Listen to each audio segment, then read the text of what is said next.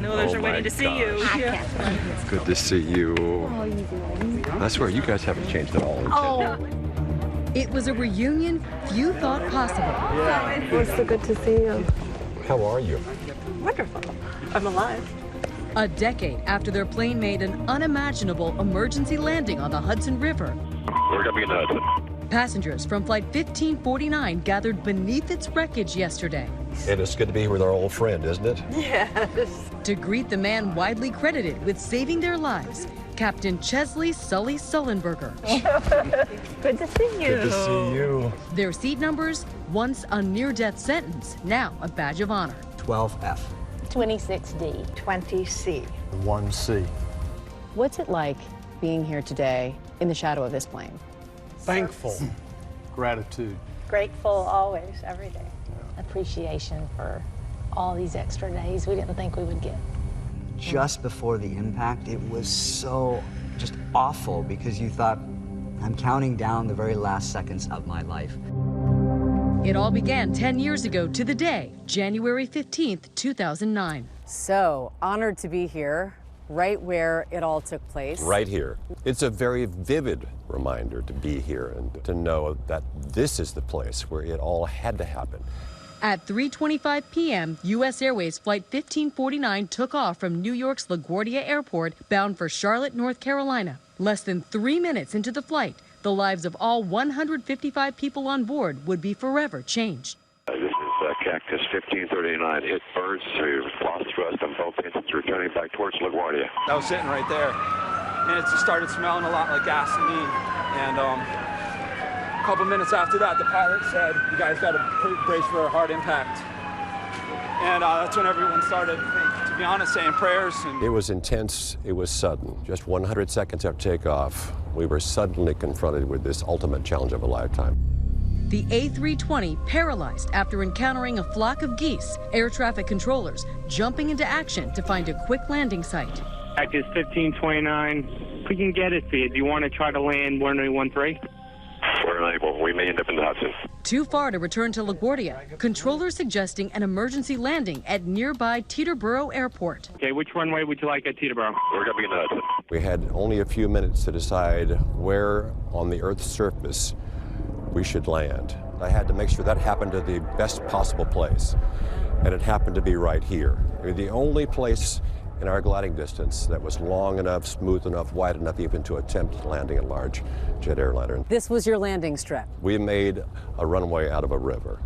Inside the plane, Eric Stevenson prepares for the worst at seat 12F. As we were going down, I'm thinking, well, these are the last seconds. I pulled out a business card and I wrote on the back of the business card to my mom and to my sister, "I love you." And I shoved it into my pocket because I thought if the aircraft exploded or at least it would be near my body, and they knew I was thinking of them as we were going down. So. Down the aisle at seat 19F, Jim Whitaker volunteers to protect the flight's youngest passenger. I asked this very brave, courageous woman if I could hold her baby, because that was obviously the smallest passenger on board. And if anyone was going to survive, hopefully it was going to be this one. Seconds later, the unthinkable. There is an airplane down in the Hudson River right off Manhattan. hit the water pretty hard. I just saw the big splash when the plane just bounced over the water. The aircraft splashing to a halt, narrowly missing the skyscrapers of Midtown Manhattan. But the nightmare was far from over. I cracked my sternum on impact, and when I hit that water that was 36 degrees, I honestly thought that maybe I wasn't going to make it then. When the plane hit the water and the water rushed in the back of the plane, it was frigid cold, and that's how I knew I was still alive. The water was up to here, and it was 35-degree water, so it was like needles. I've survived this impact, and now I'm going to drown back here. That was my scariest moment. On the shore, ABC's Robin Roberts witnessing the crash from her apartment overlooking the Hudson. It was just an amazing landing. The fuselage never broke up or anything like that. He understood how to fly that aircraft without power. And if you watched the way he landed it, that was a bit of piloting expertise. The terrifying flight turning into a miraculous rescue. Within minutes, local ferry boats rushed to rescue the passengers standing on the wings. I was looking at them through the window and I was like, oh my God, I hope we can get all of them. When you see an aircraft go down like that, you're worried that nobody's going to get out. There, actually, you're getting the first view of it. We can just see the tail of the U.S. airplane sticking up over the water. There are a number of ferries right around it. The first New York waterway ferry arrived 3 minutes 55 seconds after we had touched the water. Remarkably, all 155 souls on board surviving, including that baby tucked into Jim Whitaker's arms. It's amazing how tough children are, but a 9-month-old baby turned sideways can be held just like a football. And at 150 miles an hour hitting that water, it was truly an amazing experience that child didn't even cry until we came to a complete stop. Ever the heroic pilot, Sully is the last one to leave the plane. I was on pins and needles for 4 terrifying hours until finally that evening, still in the hospital being evaluated, I got the word that it was official. Everyone was accounted for. Everyone was safe. And only then could I feel the weight of the universe being lifted off my heart. That weight of the universe is now known as the miracle on the Hudson. Was it a miracle? No, it was hard work on the part of many people and an entire industry over many decades. So it was everyone pulling together to not let anyone die. The harrowing tale of survival, ripe for a Hollywood retelling, appropriately titled Sully. Mayday, mayday, mayday. This is Cactus 1549. Lost thrust on both engines. We are turning back towards LaGuardia. What do you all think of Tom Hanks playing your hero? Spot on. Yeah, he was good. Really good. Yeah, Well, Sully's better looking, first of all. He's probably more qualified as a pilot. I'm a little bit taller. In the film, Sully is grilled by investigators for potential wrongdoing. Look, I'm sorry if you're frustrated, but our job is to investigate how a plane ended up in the Hudson River.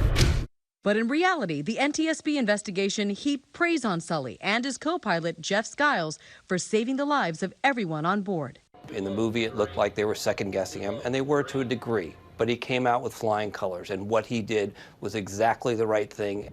A decade after the so-called miracle on the Hudson, lessons have been learned.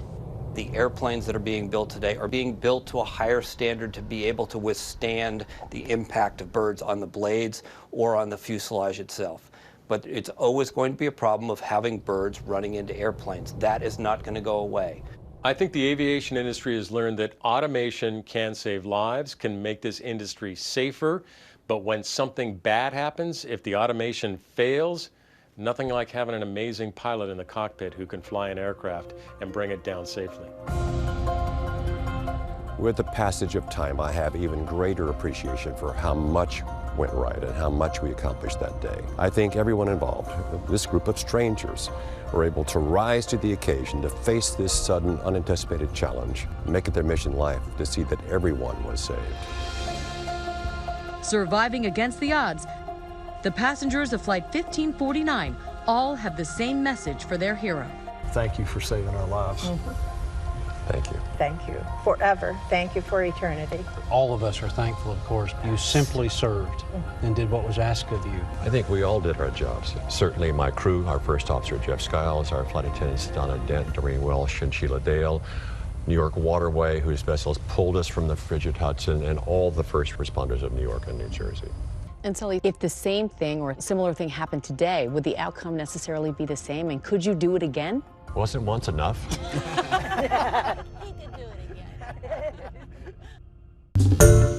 Hi everyone, George Stephanopoulos here. Thanks for checking out the ABC News YouTube channel. If you'd like to get more videos, show highlights, and watch live event coverage, click on the right over here to subscribe to our channel, and don't forget to download the ABC News app for breaking news alerts. Thanks for watching.